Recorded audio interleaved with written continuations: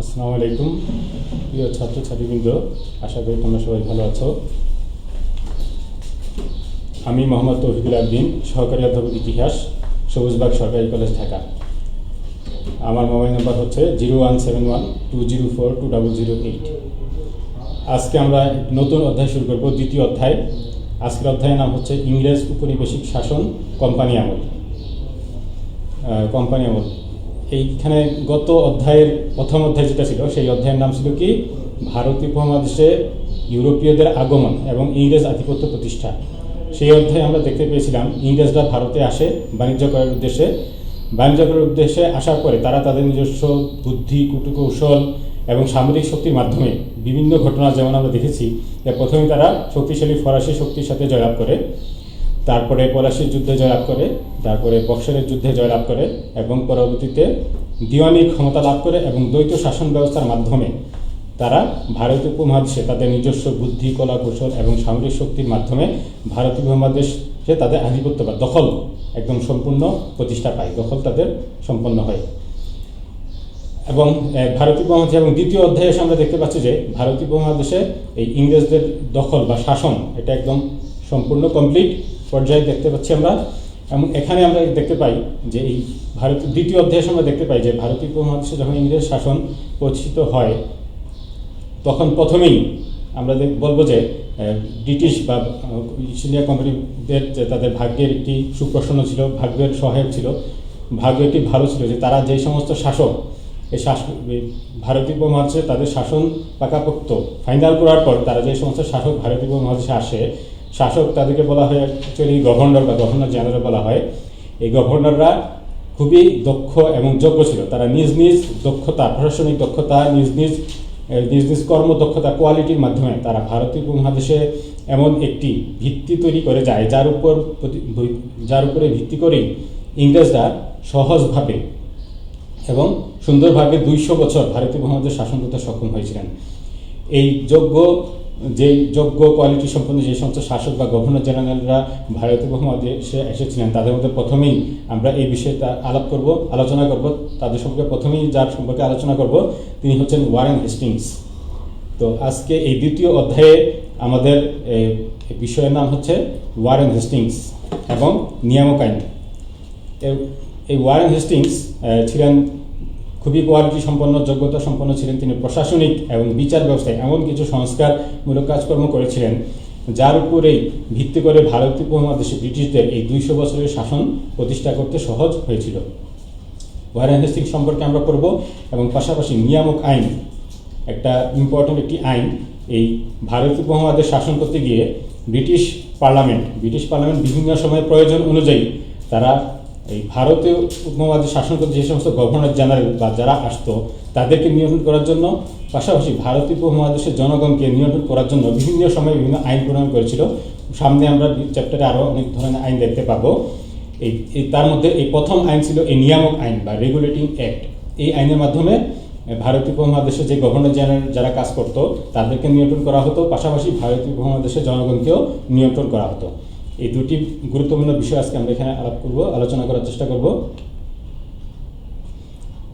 এই অধ্যায় পাঠ থেকে আমরা শিখতে পারবো ওয়ারেন হেস্টিংসের শাসনকাল। ওয়ারেন হেস্টিংস যে শাসন করেছেন তার সময়কাল সম্পর্কে জানতে পারবো। ওয়ারেন হেস্টিংস বিভিন্ন সংস্কারমূলক কাজ করেছিলেন, সেই সংস্কারমূলক কাজ সম্পর্কে জানতে পারবো। নিয়ামক আইন সম্পর্কে জানতে পারবো। ওয়ারেন হেস্টিংস ও নন্দকুমার সম্পর্কে বর্ণনা করতে পারবো এবং ওয়ারেন হেস্টিংসের কৃতিত্ব মূল্যায়ন করতে পারবো।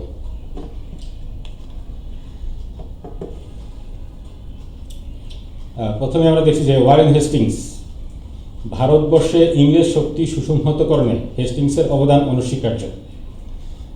মাত্র 18 বছর বয়সে তিনি কলকাতায় কোম্পানির একজন সামান্য সাধারণ কর্মচারী হিসেবে তার কর্মজীবন শুরু করেন এবং নিজ কর্মদক্ষতা এবং যোগ্যতা বলে তিনি অতি অল্প সময়ের মধ্যেই কাশিমবাজারের রেসিডেন্ট পদে উন্নীত হন। রেসিডেন্ট পদ সম্পর্কে আমরা আগেই জেনেছি।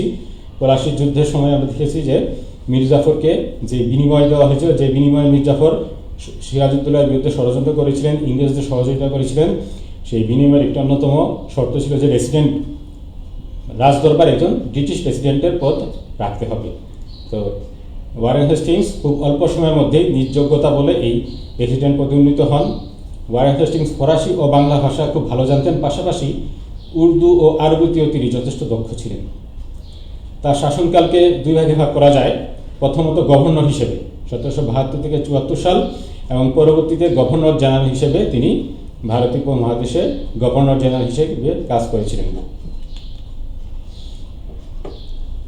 ওয়ারেন হেস্টিংস যখন ক্ষমতায় আসেন, তার পূর্বে কোনো এক্সাম্পল ছিল না যে কীভাবে শাসন পরিচালনা করতে হবে, বিচার কার্যক্রম, শাসন কার্যক্রম কীভাবে পরিচালনা করতে হবে। এই কারণে তিনি শাসন ও রাজস্ব সংক্রান্ত নানা পরীক্ষা নিরীক্ষার মধ্যে হেস্টিংসের শাসনকাল অতিবাহিত হয়েছিল। তিনি তার প্রতিভা ও সাংগঠনিক ক্ষমতার জোরে তিনি ভারতের কেন্দ্রীয় শাসন ও রাজস্ব ব্যবস্থা যে রূপরেখা রচনা করে যান, প্রধানত তার উপরে ভিত্তি করেই পরবর্তী গভর্নর জেনারেল লর্ড কর্নওয়ালিস এক বলিষ্ঠ ও সুষ্ঠু কেন্দ্রীয় শাসন ব্যবস্থা গড়ে তুলেছিলেন। ঐতিহাসিক পার্সিভেল ও স্পিয়ারের মন্তব্যে বলা হয় যে যদি ক্লাইভ ভারতে ব্রিটিশ সাম্রাজ্যের গোড়াপত্তন করেন, তবে ওয়ারেন হেস্টিংস তাকে সংগঠিত করে একটি কার্যকরী সংস্থায় পরিণত করেছিলেন। আমরা পূর্ববর্তী অধ্যায়ে দেখেছিলাম যে লর্ড ক্লাইভ পলাশী যুদ্ধের ষড়যন্ত্রের মাধ্যমে ব্রিটিশদের শাসন এখানে পাকাপোক্ত করতে সক্ষম হয়েছিল। তারপরে দিওয়ানি লাভ ও দ্বৈত শাসনের মাধ্যমে একদম ভারতে ব্রিটিশদের শাসন ক্ষমতা ফাইনালাইজ বা পাকাপোক্ত করতে সক্ষম হয়েছিলেন।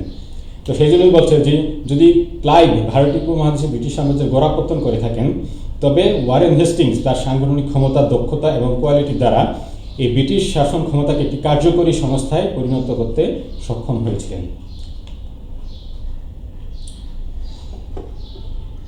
লর্ড ওয়ারেন হেস্টিংস ভারতীয় উপমহাদেশের শাসন ক্ষমতা গ্রহণ করার পরে প্রথমেই তিনি কিছু প্রাথমিক সমস্যার সম্মুখীন হয়েছিলেন। সেই প্রাথমিক সমস্যাগুলি কী ছিল?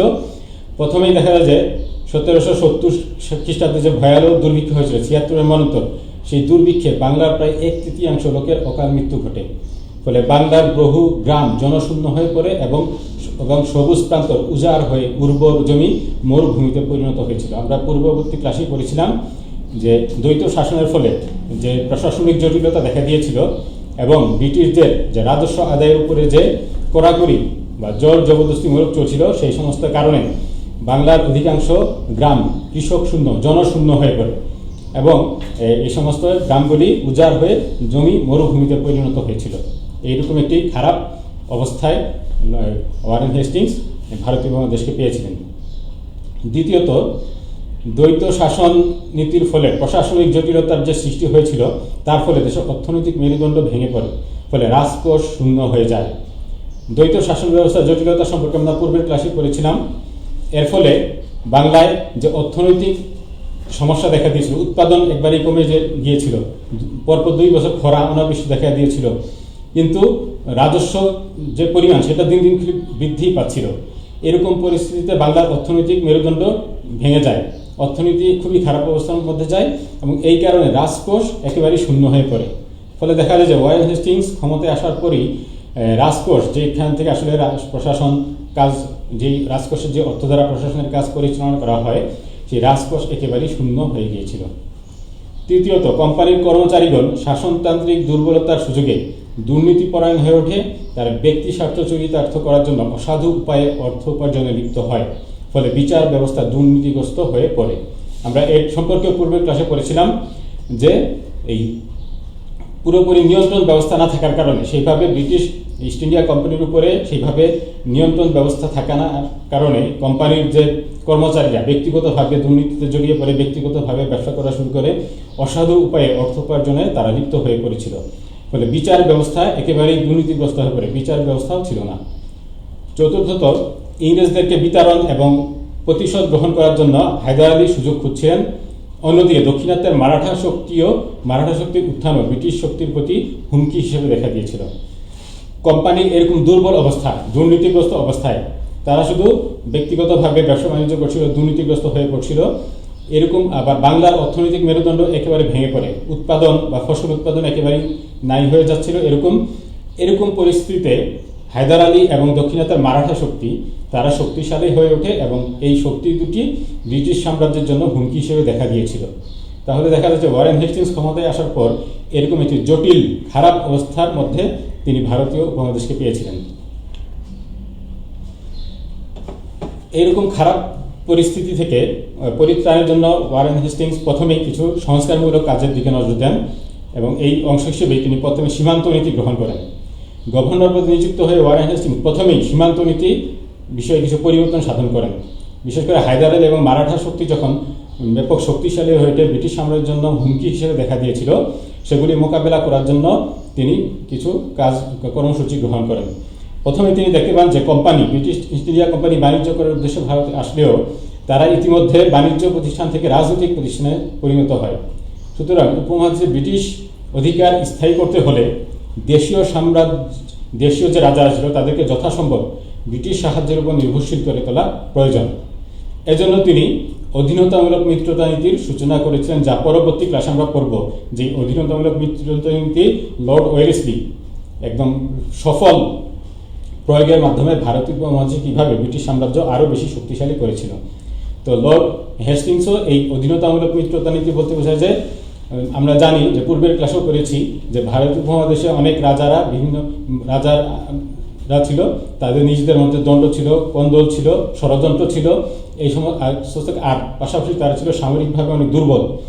এইভাবে এই ক্ষুদ্র ক্ষুদ্র রাজ্যগুলি নিজেদের মধ্যে অন্তর্দ্বন্দ্ব বা সংঘাতে জড়িয়ে পড়ে এবং তারা তাদের সাহায্যের জন্য ব্রিটিশদের কাছে সাহায্য চায়।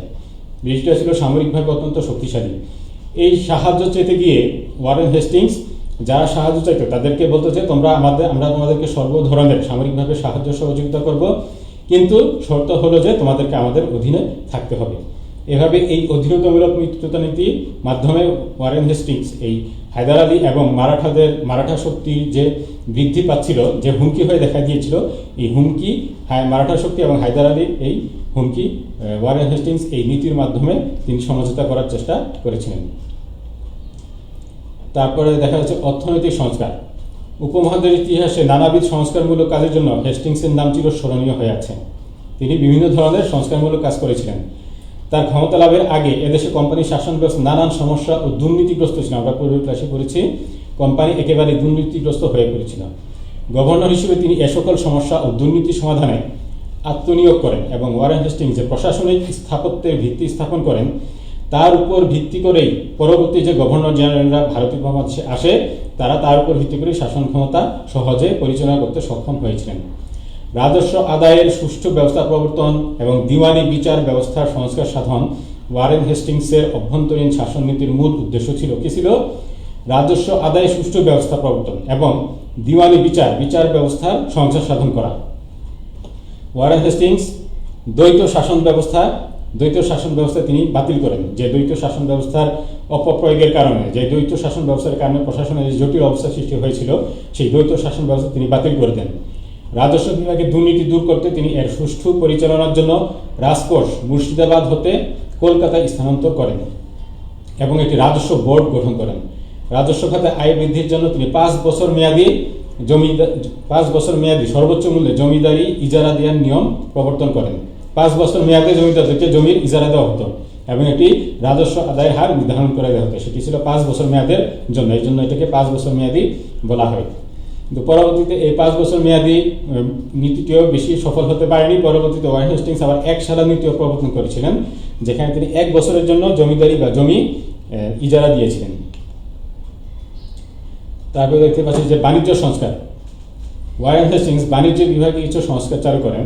তিনি কোম্পানির কর্মচারীদের বিনা শুল্কে ব্যক্তিগত বাণিজ্য বন্ধ করে দেন। বিনা শুল্কে বাণিজ্য, যেমন দস্তক প্রথার কথা আমরা পূর্বেই পড়েছি। এই দস্তক প্রথার অপব্যবহারের মাধ্যমে কোম্পানির কর্মচারীরা ব্যক্তিগতভাবে ব্যবসা বাণিজ্য করত, দুর্নীতিগ্রস্ত হয়ে পড়ত, শুল্ক দিত না। এই কারণে কোম্পানি আর্থিকভাবে ব্যাপক লোকসানের মধ্যে পড়ে। তাই ওয়ারেন হেস্টিংস প্রথমেই এই দস্তক প্রথা বাতিল করে দেন এবং তিনি মাল চলাচলের সুবিধার জন্য কলকাতা, হুগলি, মুর্শিদাবাদ, ঢাকা ও পাটনা ছাড়া সমস্ত শুল্ক চৌকি বন্ধ করে দেন। এর পূর্বে শুল্ক যেটা ছিল অনেক বেশি, কিন্তু ওয়ারেন হেস্টিংস এই উল্লেখিত কয়েকটি এলাকা ছাড়া সব জায়গার শুল্ক বন্ধ করে দেন। ফলে জমিদারগণ ইচ্ছামতো শুল্ক আদায়ের ক্ষমতা হারায়। কোম্পানির স্বার্থে কাপড় তৈরির জন্য তাঁতিদের উপর তিনি জুলুম নিষিদ্ধ করেন। তিনি ভুটান ও তিব্বতের সঙ্গে বাণিজ্যিক সম্পর্ক স্থাপন করেন। তাঁতি, কৃষক বা রুট লেভেলের যে ফার্মাররা ছিল তাদের উপরে যে অত্যাচার জমিদাররা করত, সেটি তিনি বন্ধ করার ব্যবস্থা করেছিলেন। পরবর্তীতে আমরা দেখতে পাই বিচার সংস্কার। ওয়ারেন হেস্টিংস বিচার বিভাগের সংস্কার ছিল অত্যন্ত গুরুত্বপূর্ণ। তিনি মোগল বিচার ব্যবস্থাকে অনুসরণ করে তাকে শৃঙ্খলাপূর্ণ ও ন্যায় বিচারমূলক করার নীতি গ্রহণ করেন। তো আমরা দেখলাম ওয়ারেন হেস্টিংস মোগলরা যেই বিচার ব্যবস্থা প্রচলন করেছিল সেটিকেই তিনি বেস হিসেবে ধরেন এবং সেটিকে শৃঙ্খলাপূর্ণ ও ন্যায় বিচারমূলক করার সিদ্ধান্ত নেন। ওয়ারেন হেস্টিংস বিচার ব্যবস্থার ক্ষেত্রে ইউরোপীয় আইন চালু করার পক্ষপাতী ছিলেন না। তিনি কোম্পানির বাণিজ্য বিভাগকে শাসন বিভাগ থেকে পৃথক করেন। বাণিজ্য বিভাগকে শাসন বিভাগ থেকে পৃথক করেন যাতে শাসন কাজে হস্তক্ষেপ করতে না পারে। বাণিজ্য বিভাগ এবং শাসন বিভাগ আলাদা থাকে। এখন যেমন আমরা দেখতে পাই যে বাণিজ্য মন্ত্রণালয় থাকে, শাসন মন্ত্রণালয় থাকে, সেরকম তিনি বাণিজ্য এবং শাসন মন্ত্রণালয়কে বিভাগকে আলাদা করেন। তিনি বিচার বিভাগকে রাজস্ব বিভাগ থেকে পৃথক করে প্রত্যেক জেলায় বিচার বিভাগকেও তিনি আলাদা করেন। বিচার বিভাগ আলাদা থাকবে, রাজস্ব বিভাগ আলাদা থাকবে। পূর্বে আমরা দেখছিলাম যে লর্ড ক্লাইভ দ্বৈত শাসন ব্যবস্থার মাধ্যমে একক ক্ষমতার মাধ্যমে সবকিছু নিয়ন্ত্রণ করতেন। এই কারণে ব্যাপক দুর্নীতি, বিচার ক্ষেত্রেও ব্যাপক দুর্নীতি দেখা দিয়েছিল, রাজস্ব আদায়েও ব্যাপক দুর্নীতি দেখা দিয়েছিল। এই কারণে লর্ড ওয়ারেন হেস্টিংস এই বিচার বিভাগ এবং রাজস্ব বিভাগকে আলাদা করেন। তিনি বিচার বিভাগকে রাজস্ব বিভাগ হতে পৃথক করে প্রত্যেক জেলায় একটি করে দিওয়ানি ও ফৌজদারি আদালত স্থাপন করেন। দিওয়ানি, ফৌজদারি আদালত স্থাপন করেন। আমরা জানি এখনো বাংলাদেশে যে বিচার ব্যবস্থা, দুটি বিচার ব্যবস্থা প্রচলিত আছে, একটি হচ্ছে দিওয়ানি বিচার ব্যবস্থা, একটি হচ্ছে ফৌজদারি বিচার ব্যবস্থা। ইংরেজ কালেক্টর ও দেশীয় বিচারকগণ, ইংরেজ কালেক্টর, ইংরেজরা মূলত দিওয়ানির যে বিচার সেটি পরিচালনা করত ইংরেজরা, আর ফৌজদারি যে বিচার ব্যবস্থা ছিল সেটি দেশীয় কাজী বা মুফতির মাধ্যমে, এই ফৌজদারি দেশীয় কাজী বা মুফতির মাধ্যমে এই ফৌজদারি বিচার ব্যবস্থা পরিচালনা করেন এবং হিন্দু ও মুসলিম আইন অনুসারে তিনি বিচারের ব্যাখ্যা ও কাজ চালাতেন। তারপর আসে যে অর্থ সংগ্রহের নীতি। আমরা পূর্বেই পড়লাম যে ওয়ারেন হেস্টিংস যখন এই ভারতীয় উপমহাদেশের ক্ষমতায় আসেন, শাসন ক্ষমতায় আসেন, তখন তিনি এক খুব কঠিন এবং জটিল অবস্থায় এই ভারতীয় উপমহাদেশকে পান। অর্থনৈতিক ব্যবস্থা ছিল একদমই ভঙ্গুর, উৎপাদন, কৃষি উৎপাদন ছিল না, গ্রামগুলি ছিল একদম জনশূন্য, অত্যাচারে নিষ্পেষিত, রাজস্বের হার ছিল অনেক বেশি। এরকম একটি কঠিন পরিস্থিতিতে তিনি শাসনভার গ্রহণ করেন। তিনি এদেশের দুর্ভিক্ষ পীড়িত জনগণকে বাঁচাতে ব্রিটিশ পার্লামেন্টের নিকট হতে 10 লক্ষ পাউন্ড ঋণ গ্রহণ করেছিলেন। আর আমরা পূর্বেই করেছিলাম যে ওয়ারেন হেস্টিংস যখন ক্ষমতায় আসে তখন রাজকোষ ছিল একেবারেই শূন্য। এই কারণে তিনি ব্রিটিশ পার্লামেন্ট থেকে 10 লক্ষ পাউন্ড ঋণ গ্রহণ করেছিলেন।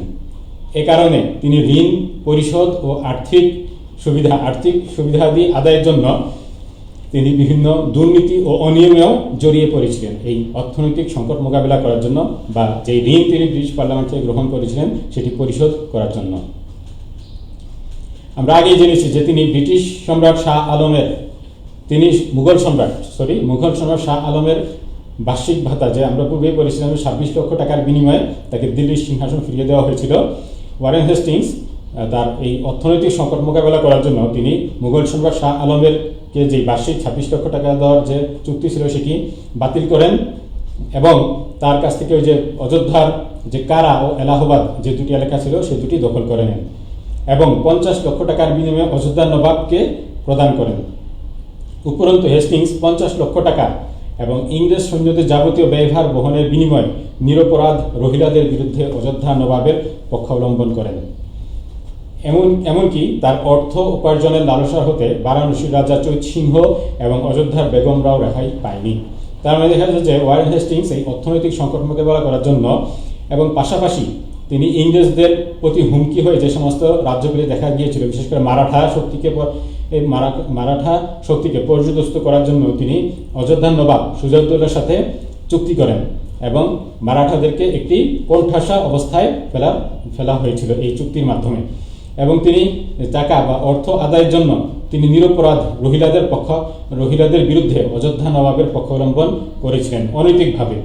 এইভাবে তিনি অর্থনৈতিক সংকট মোকাবেলা করার জন্য এবং ঋণ পরিশোধ করার জন্য বিভিন্নভাবে দুর্নীতি এবং ক্ষমতার অপব্যবহারের মাধ্যমেও তিনি অর্থনৈতিক সংকট মোকাবেলা করার চেষ্টা করেছিলেন।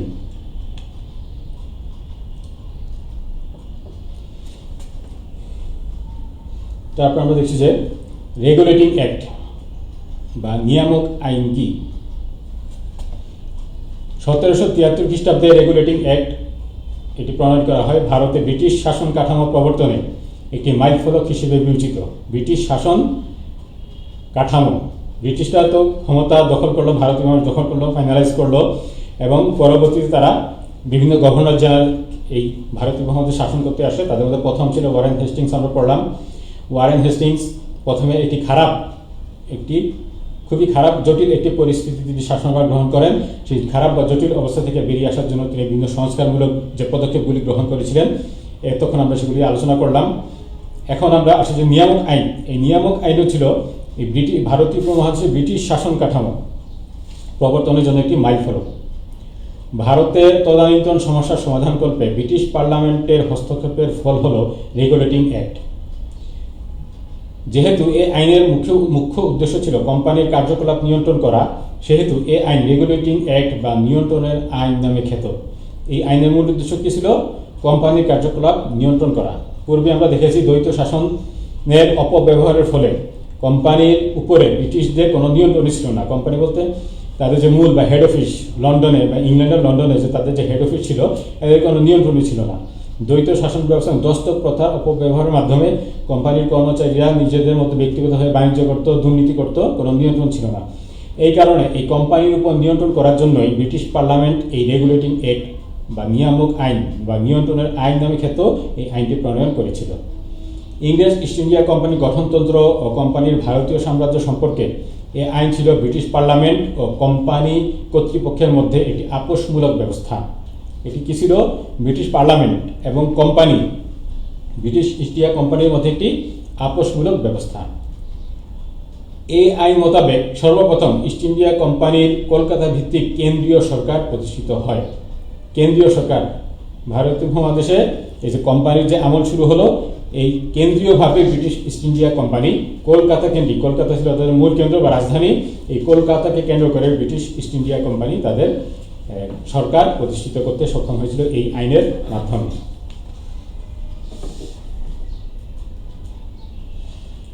তৎকালীন ব্রিটিশ প্রধানমন্ত্রী লর্ড নর্থ এই আইনটি প্রণয়ন করেন। এজন্য আইনটির সংক্ষিপ্ত নাম দেওয়া হয় নর্থ রেগুলেটিং অ্যাক্ট 1773 বা সংক্ষেপে রেগুলেটিং অ্যাক্ট। তৎকালীন ব্রিটিশ প্রধানমন্ত্রী নর্থ এই আইনটি প্রণয়ন করেছেন। এই আইনের মাধ্যমে ইস্ট ইন্ডিয়া কোম্পানি একটি বাণিজ্যিক সংস্থা থেকে রাজনৈতিক সরকারে রূপান্তরিত হয়েছিল। আমরা জানি, পূর্বে পড়ে এসেছি যে সামান্য একটি বাণিজ্যিক প্রতিষ্ঠান ব্যবসা করার উদ্দেশ্যে ব্রিটিশ ইস্ট ইন্ডিয়া কোম্পানি ভারতীয় উপমহাদেশে এসেছিল, কিন্তু পরবর্তীতে তারা তাদের বিভিন্ন কলাকৌশল, কূটবুদ্ধি এবং সামরিক শক্তির মাধ্যমে ভারতীয় উপমহাদেশ দখল করেছিল। ভারতীয় উপমহাদেশ দখল করার পর এই নিয়ামক বা রেগুলেটিং অ্যাক্ট আইনের মাধ্যমে তারা আইনত একটি বাণিজ্যিক সংস্থা থেকে একটি রাজনৈতিক সরকারে পরিণত হয়। British India the regulating act mark the beginning of the decline of the company as a trading power. তার মানে বাণিজ্যিক প্রতিষ্ঠান হিসেবে কোম্পানির পতন সূচনা করে। এই আইন দ্বারা কোম্পানির ব্যাপারে ইংল্যান্ডের মন্ত্রী বা পার্লামেন্টারিয়ানদের যে হস্তক্ষেপ সেটিও এই বন্ধ করা হয়েছিল, যাতে দুর্নীতি রোধ করার জন্য, যাতে কোনোভাবেই এই কোম্পানির পরিচালনায় কেউ হস্তক্ষেপ বা দুর্নীতির আশ্রয় নিতে না পারে। তাহলে মোটামুটি কি বুঝলাম? এই রেগুলেটিং অ্যাক্ট এর মাধ্যমে ব্রিটিশ ইস্ট ইন্ডিয়া কোম্পানি এবং ব্রিটিশ পার্লামেন্টের মাধ্যমে একটি সমঝোতা করার চেষ্টা করা হয়েছিল দুর্নীতি বা অপব্যবহার রোধ করার জন্য। রেগুলেটিং অ্যাক্ট এটি দুটি খণ্ডে বিভক্ত ছিল। একটি ছিল কোম্পানির গঠনতন্ত্র সম্পর্কে, যে কোম্পানির গঠনতন্ত্র কিভাবে হবে, কোম্পানি কিভাবে চলবে, আর আরেকটি ছিল ভারতীয় অংশ, ভারত কিভাবে শাসন করা হবে, কোম্পানির সাথে ভারতীয় জনগণের সম্পর্ক কেমন হবে, বা কোম্পানির যে রাজস্ব আদায়, অর্থনৈতিক সুবিধা, এগুলো কিভাবে বন্টন করা হবে। তো প্রথমে দেখা যাচ্ছে কোম্পানির যে অংশ, সেখানে অনেকগুলি নীতি ছিল, অনেকগুলি নিয়ম ছিল।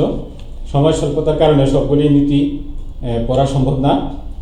শুধু একটি প্রথমে যে নীতিটার কথা বলা হয়েছিল সে সম্পর্কে একটু বলি, যে কোম্পানির সকল অংশীদার এখন থেকে কোম্পানির সাধারণ সভায় ভোট দিতে পারবে না।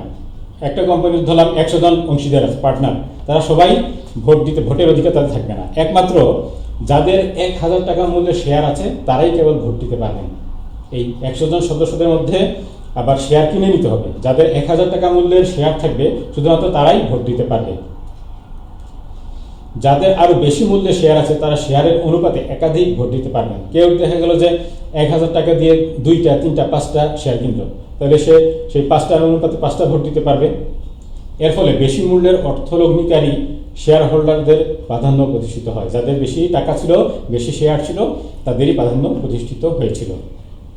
শেয়ার হোল্ডারদের ভোটে পরিচালক সভার সদস্যদের নির্বাচিত হওয়ার ব্যবস্থা করা হয়। এই যারা শেয়ার হোল্ডার ছিল তাদের ভোটের মাধ্যমেই কোম্পানির পরিচালক সভা সদস্য, পরিচালনা যারা করবে, ডাইরেক্টরস, তাদেরকে এই শেয়ার হোল্ডারদের ভোটের মাধ্যমেই নির্বাচন করা হবে। এখানে আরও অনেক আইনের কথা বলা আছে, এটা তোমরা বইয়ে দেওয়া আছে বা এই স্লাইড থেকেও তোমরা কালেকশন করতে পারবে। এই আইনগুলি সম্পর্কে তোমরা পড়ে নিবে, খুবই গুরুত্বপূর্ণ। তারপর দ্বিতীয় অংশ হচ্ছে কোম্পানির ভারত সাম্রাজ্য, ভারতীয় অংশ। ভারতের সাথে এই কোম্পানির সম্পর্ক কীভাবে হবে, কিভাবে ভারত শাসন করবে, সেই সম্পর্কে আলোচনা করা হয়। এখানে অনেকগুলি নিয়ম নীতি দেওয়া আছে, সবগুলি এখন সময় স্বল্পতার কারণে আলোচনা করা সম্ভব হবে না। তো আমি প্রথমটার ব্যাপারে একটু আলাপ করি, যে কোম্পানির ভারত সাম্রাজ্যের প্রশাসনের ভার গভর্নর জেনারেল এবং 4 সদস্য বিশিষ্ট একটি কাউন্সিলের হাতে ন্যস্ত করা হয়। এখানে আমরা দেখলাম যে এই নিয়ামক আইনের পূর্বে কোম্পানির যে শাসক, যেমন ওয়ারেন হেস্টিংস বা পূর্বে ছিল লর্ড ক্লাইভ, এদের পদবি ছিল কি গভর্নর। কিন্তু এই নিয়ামক আইনের মাধ্যমে এই পদবিটিকে আপগ্রেড বা উন্নীত করে গভর্নর জেনারেল করা হয়, গভর্নর জেনারেলস। এবং এই গভর্নর জেনারেল কীভাবে কাজ করবে, তার 4 জন সদস্য থাকবে। গভর্নর জেনারেল প্লাস তার 4 জন সদস্য, এটাকে নিয়ে একটি কাউন্সিল করা হবে। গভর্নর জেনারেল প্লাস তার 4 জন সদস্য নিয়ে একটি কাউন্সিল গঠন করা হবে। এই কাউন্সিলের নাম করা হয় সুপ্রিম কাউন্সিল বা ফোর্ট উইলিয়াম কাউন্সিল। এই কাউন্সিলের 4 জন সদস্য ডাইরেক্টর সভার সুপারিশ অনুযায়ী ইংল্যান্ডের রাজ্য কর্তৃক নিযুক্ত হবেন, ইংল্যান্ডের রাজা কর্তৃক নিযুক্ত হবেন।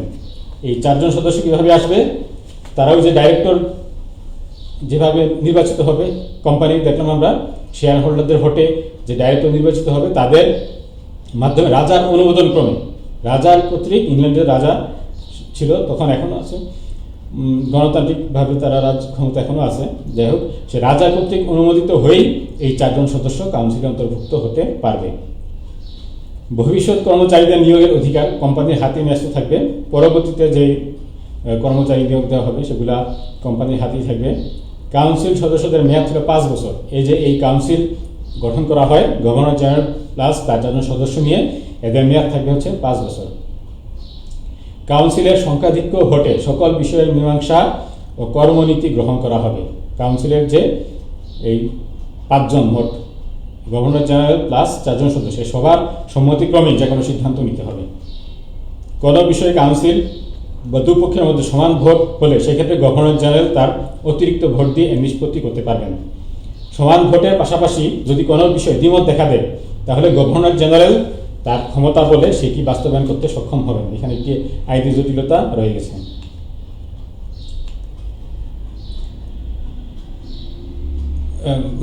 নিয়ামক আইন বা রেগুলেটিং আইন এর মাধ্যমে ভারতীয় উপমহাদেশে ব্রিটিশদের প্রশাসনিক ব্যবস্থার ভিত্তি রচনা করা হয়, কিন্তু এই আইন ত্রুটিমুক্ত ছিল না। এর সম্পর্কে ইলবার্ট লিখেছেন, সুপ্রিম কোর্টের এলাকা বাংলার সরকারের সাথে কোর্টের সম্পর্ক এবং গভর্নর জেনারেল ও তার কাউন্সিলের প্রকৃত ক্ষমতা ও কর্তৃত্ব সম্পর্কে 1773 খ্রিস্টাব্দের আইন ছিল অস্পষ্ট এবং দুর্বোধ্য। আইনের কথা বা লেখাগুলি ছিল অস্পষ্ট এবং দুর্বোধ্য। রেগুলেটিং অ্যাক্ট আইনের সমালোচনা করে বাউটেন ব্রাউজ বলেন যে এই আইনের উদ্দেশ্য ছিল মহৎ, কিন্তু এর সৃষ্ট ব্যবস্থা ছিল ত্রুটিপূর্ণ।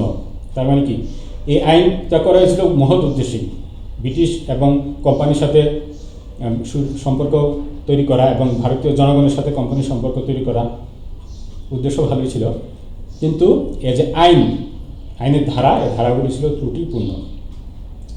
কোম্পানির উপর ব্রিটিশ মন্ত্রিসভার নিয়ন্ত্রণ ক্ষমতা, কোম্পানির কর্মচারীদের উপর ডাইরেক্টর সভার নিয়ন্ত্রণ ক্ষমতা, সব কিছুই কীভাবে নির্ধারিত হবে সেই সম্পর্কে এই আইনগুলির নীতি বা নিয়মগুলির মধ্যে সুস্পষ্ট ধারণা পাওয়াটা ছিল কঠিন। এই কারণে এর অপব্যবহার করে ওয়ারেন হেস্টিংস অনেকটাই দুর্নীতিগ্রস্ত বা অপব্যবহার করেছিলেন ক্ষমতা, যেটা আমরা পরবর্তীতে দেখতে পাব। সর্বোপরি রেগুলেটিং অ্যাক্টের সমালোচনা বা ত্রুটি থাকা সত্ত্বেও এর গুরুত্ব অস্বীকার করা যায় না। ভারত সম্পর্কে ব্রিটিশ পার্লামেন্ট যেসব আইন রচনা করেছিলেন, রেগুলেটিং আইন ছিল তার মধ্যে সর্বপ্রথম। ব্রিটিশ শাসিত ভারতের জন্য এটি ছিল সর্বপ্রথম লিখিত সংবিধান। কোম্পানির ব্যাপারে পার্লামেন্টের হস্তক্ষেপের অধিকার ও কোম্পানির প্রশাসন পরিচালনা করার ব্যাপারে পার্লামেন্টের নিয়ন্ত্রণের অধিকার সর্বপ্রথম এই আইন দ্বারা স্বীকৃত হয়। তাহলে আমরা কি দেখতে পেলাম, এই নিয়ামক আইনটি ছিল প্রথম ব্রিটিশ ভারতের সংবিধান। এর মাধ্যমেই কোম্পানি কীভাবে পরিচালিত হবে, কোম্পানির সাথে ভারতীয় জনগণের সম্পর্ক কীরকম হবে সেইভাবে এখানে তুলে ধরা হয়েছিল। ওয়ারেন হেস্টিংস ও নন্দকুমার। ওয়ারেন হেস্টিংসের আমলে ওয়ারেন হেস্টিংস তার প্রশাসনিক এবং বিচার ব্যবস্থা, রাজস্ব আদায় সংক্রান্ত কাজে তিনি যথেষ্ট দক্ষতা এবং তার কোয়ালিটি দেখাতে পেরেছিলেন। কিন্তু পাশাপাশি যে দেখলাম যে অর্থ আদায় করতে গিয়ে যে ঋণ নিয়েছিল 10 লক্ষ পাউন্ড, এই অর্থ আদায় করতে গিয়ে এবং নিয়ামক আইনের রেগুলেটিং অ্যাক্টের দুর্ব্যবহারের মাধ্যমে তিনি অনেক দুর্নীতি ও অপব্যবহারের মাধ্যমে দুর্নীতিতেও জড়িয়ে পড়েছিলেন। তার একটি অন্যতম উদাহরণ হচ্ছে ওয়ারেন হেস্টিংস ও নন্দকুমারের ফাঁসি। এটি ছিল রেগুলেটিং অ্যাক্ট। গভর্নর জেনারেল ও পরিষদ সদস্যের ক্ষমতার সুনির্দিষ্ট সীমারেখা না থাকায় হেস্টিংস অপ্রতিহত ক্ষমতা পান। এই রেগুলেটিং অ্যাক্টের আইনগুলি দুর্বোধ্য বা সহজ না হওয়ার কারণে এর অপব্যবহারের মাধ্যমে ওয়ারেন হেস্টিংস সীমাহীন ক্ষমতা প্রয়োগ করেন। তিনি ভারতবর্ষে নানা অবৈধ উপায়ে এবং উৎকোচ গ্রহণের মাধ্যমে অর্থ উপার্জন শুরু করলে চারদিক থেকে গভর্নর জেনারেলের বিরুদ্ধে অভিযোগ আসতে থাকে। এই নিয়ামক আইনের অপব্যবহারের মাধ্যমে তিনি কি করতে থাকেন, অবৈধ উপায়ে এবং অবৈধ অর্থ গ্রহণ করা শুরু করেন। এর ফলে ওয়ারেন হেস্টিংসের বিরুদ্ধে ব্যাপক অভিযোগ আসতে থাকে। পরিষদ সদস্যগণ হেস্টিংসের এরূপ গর্হিত কার্যের প্রতিবাদ করলে গভর্নর জেনারেল এবং পরিষদ সদস্যদের মধ্যে বিরোধ উপস্থিত হয়। সমস্যা দেখা দেয় যে কাউন্সিলের যে 4 জন সদস্য ছিল তাদের সাথে ওয়ারেন হেস্টিংসের বিরোধ বা সমস্যা দেখা দেয় ওয়ারেন হেস্টিংসের এরকম অপব্যবহারের বা দুর্নীতির কারণে। এ সময় নন্দকুমার কর্তৃক হেস্টিংসের বিরুদ্ধে আনিত অভিযোগ পরিষদ সদস্যদের দৃষ্টি আকর্ষণ করে। এরকম সময় নন্দকুমার ভারতের একজন ব্যবসায়ী ছিলেন, ভারতীয় মহাদেশে। তিনি হেস্টিংসের বিরুদ্ধে অভিযোগ করেন, কাউন্সিলের কাছে অভিযোগ করেন যে তিনি 1775 খ্রিস্টাব্দে মীর জাফরের বিধবা স্ত্রী কাছ থেকে 3 লক্ষ টাকা অবৈধ উপায়ে ওয়ারেন হেস্টিংস গ্রহণ করেছিলেন। পরিষদ সদস্যগণ নন্দকুমার কর্তৃক আনিত অভিযোগ তদন্ত দাবি করলে হেস্টিংসে নাকচ করে দিয়ে পরিষদ ভেঙে দেন। এদিকে আত্মরক্ষার জন্য হেস্টিংস মোহনপ্রসাদ নামক জনৈক ব্যক্তি দ্বারা নন্দকুমারের বিরুদ্ধে সুপ্রিম কোর্টে জালিয়াতির অভিযোগ আনয়ন করেন। নন্দকুমারের বিরুদ্ধে আনিত জালিয়াতির অভিযোগ প্রমাণিত হওয়ার পূর্বেই সুপ্রিম কোর্ট তার ফাঁসি কার্যকরী করে। হেস্টিংস কর্তৃক নন্দকুমারের ফাঁসি ব্রিটিশ ভারতের ইতিহাসে এক কলঙ্কজনক অধ্যায়ের সূচনা করে। কোনো ঐতিহাসিক নন্দকুমারের ফাঁসি যুক্তিযুক্ত বলে অভিমত প্রকাশ করলেও বেভারিজ ও আলফ্রেড লয়েড একে জঘন্যতম অপরাধ বলে অভিহিত করেছেন। হেস্টিংসের বিরুদ্ধে যখন ব্যাপক দুর্নীতির অভিযোগ আসছিল, তখন হেস্টিংস করলেন আত্মরক্ষার জন্য, নিজেকে বাঁচানোর জন্য, সেভ করার জন্য তিনি নন্দকুমারের বিরুদ্ধে উল্টা অভিযোগ দায়ের করেন এবং অভিযোগ দায়ের করে তাদের ক্ষমতার অপব্যবহার বা অপপ্রয়োগের মাধ্যমে নন্দকুমারেরকে ফাঁসি দেন এবং এই কারণে এটা ব্রিটিশ ভারতের ইতিহাসে যে অপব্যবহারের একটি কলঙ্কজনক অধ্যায় হিসেবে অভিহিত করা হয়। কারণ জালিয়াতির অপরাধী ব্যক্তিকে ইংল্যান্ডের আইনে ফাঁসির বিধান থাকলেও ভারতীয় আইনে এরূপ কোনো বিধান ছিল না। তথাপি রেগুলেটিং অ্যাক্ট আইন মোতাবেক ভারতের যে উচ্চ আদালত বা সুপ্রিম কোর্ট স্থাপিত হয়েছিল তা শুধু ইংরেজ কর্মচারীদেরই অপরাধের বিচার করার জন্য এবং ভারতীয়দের জন্য নয়। সেই দিক থেকে বিচার করলে সুপ্রিম কোর্ট কর্তৃক নন্দকুমারের ফাঁসি যুক্তিসঙ্গত হয়নি। এই কারণে বলা হচ্ছে যে ওয়ারেন হেস্টিংস ক্ষমতার অপব্যবহারের মাধ্যমে সে সময় এই ভারতের প্রধান বিচারপতি জর্জ ইম্পে, তার বাল্যবন্ধু ছিল। এই ইম্পের মাধ্যমে ক্ষমতার অপপ্রয়োগের মাধ্যমে ওয়ারেন হেস্টিংস তার বিরুদ্ধে যে দুর্নীতি বা ক্ষমতার অপব্যবহারের যে অভিযোগগুলি আসছিল সেগুলি থেকে নিজেকে সেফ বা বাঁচানোর জন্য তার বাল্যবন্ধু জর্জ ইম্পের মাধ্যমে তড়িঘড়ি করে নন্দকুমারকে ফাঁসির দণ্ডে দণ্ডিত করা হয়। এটি ছিল আইনের অপব্যবহারের একটি কলঙ্কজনক ইতিহাস বা অধ্যায়।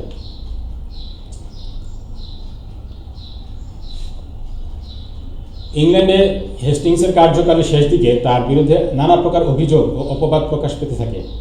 হেস্টিংস 1785 খ্রিস্টাব্দে পদত্যাগ করে দেশে ফিরে যান। উইলিয়াম পিট ও লর্ড জাভাসের চেষ্টার ফলে হেস্টিংসকে বিভিন্ন অপরাধে অভিযুক্ত করা হয়। বিশেষ করে চৈত সিংহ, অযোধ্যা বেগমদের প্রতি অসদাচরণ, নন্দকুমারের ফাঁসি, এগুলি ছিল গুরুতর অভিযোগ। 7 বছর ধরে বিচারের পর হেস্টিংস অভিযোগ হতে মুক্ত হলেন, কিন্তু আত্মপক্ষ সমর্থনে ব্যয় সংকলন করতে গিয়ে তিনি একেবারেই সর্বস্বান্ত হয়ে যান। ওয়ারেন হেস্টিংস ভারতীয় উপমহাদেশ 1785 সালে ভারতীয় উপমহাদেশ থেকে পদত্যাগ করে যান, এবং যার পরপরই তিনি তার এই যে দুর্নীতি বা ক্ষমতার অপপ্রয়োগ যেগুলো খারাপ কাজ করে গিয়েছিলেন, সেই কারণে তিনি বিচারের সম্মুখীন হয়েছিলেন। এবং এই বিচারে শেষ পর্যন্ত ওয়ারেন হেস্টিংস মুক্তি পেলেও এই বিচার পরিচালনা করতে গিয়ে তিনি সর্বস্বান্ত হয়ে যান। ওয়ারেন হেস্টিংস তার আমলে 1781 খ্রিস্টাব্দে তার মুসলমানদের জন্য উচ্চশিক্ষার জন্য কলকাতা মাদ্রাসা প্রতিষ্ঠা করেছিলেন। গবেষণার জন্য প্রতিষ্ঠিত হয় এশিয়াটিক সোসাইটি অফ বেঙ্গল। হেস্টিংসের পৃষ্ঠপোষকতায় চার্লস উইলকিনসন বাংলায় ছাপাখানা স্থাপন করেন। ওয়ারেন হেস্টিংস জীবনের শেষ পরিণতি দুঃখজনক হলেও একথা অনস্বীকার্য যে বাংলা যখন দ্বৈত শাসনের ফলে জর্জরিত, আমেরিকা যখন ব্রিটিশ শাসন থেকে বিচ্ছিন্ন, পররাষ্ট্রনীতিতে ইংল্যান্ডের গৌরব যখন ক্ষুণ্ণ, ভাসলে নিজাম হায়দার আলীর আক্রমণে ইংরেজদের প্রভুত্বের ভীতি যখন প্রকম্পিত, 76-এর মনন্তরের জনপদ যখন বিরাট, কোম্পানির কোষাগার যখন প্রায় শূন্য, তখন ওয়ারেন হেস্টিংস ইংরেজ কোম্পানির মর্যাদা ও শক্তিকে ধৈর্য, সাহস এবং তার দৃঢ় মানসিকতার মাধ্যমে এক সুসংহত ভিত্তির উপর প্রতিষ্ঠা করতে সক্ষম হয়েছিলেন। তো এভাবেই যেটা আমি বলছিলাম যে ওয়ারেন হেস্টিংস একটি খারাপ এবং দুঃখজনক অবস্থায় ভারতীয় উপমহাদেশে আসে, কিন্তু তিনি তার যোগ্যতা এবং কোয়ালিটির মাধ্যমে ভারতীয় উপমহাদেশকে একটি সুসংহত ভিত্তির উপর প্রতিষ্ঠা করতে সক্ষম হয়েছিলেন, যার উপর ভিত্তি করে পরবর্তী গভর্নর জেনারেলগণ শাসন পরিচালনা করেন এবং ভারতে তার 200 বছরের যে শাসন সেটি একদম স্মুথ করতে সক্ষম হয়েছিলেন। আশা করি আমি আজকে ক্লাস এখানেই শেষ। অল্প সময়ের মধ্যে বুঝাতে সক্ষম হয়েছি। যে কোনো সমস্যা থাকলে তোমরা আমার সাথে যোগাযোগ করতে পারবে, মোবাইল নম্বর দেওয়া আছে। আজকে এখানে সবাইকে অনেক ধন্যবাদ।